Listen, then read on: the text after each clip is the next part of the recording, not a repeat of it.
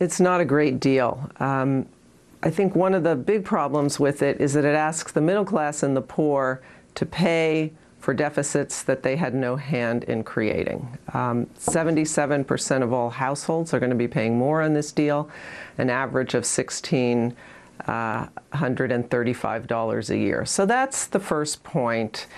It's a deal that, as President Obama just said, asks everyone to pay, but that in itself, I think, is a problem because it's the top percent that has benefited from the tax cuts of the Bush era that drove the economy into recession, and which is responsible for part of the deficit.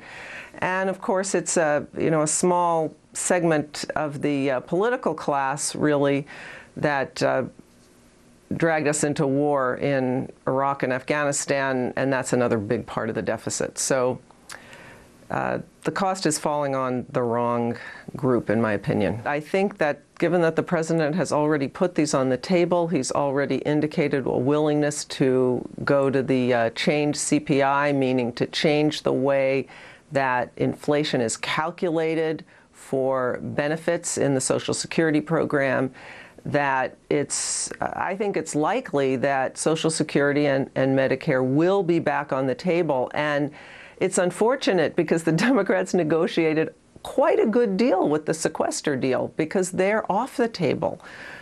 Social Security is not part of the problem of the deficit. It's a fiscally solvent program. It's solvent until 2030.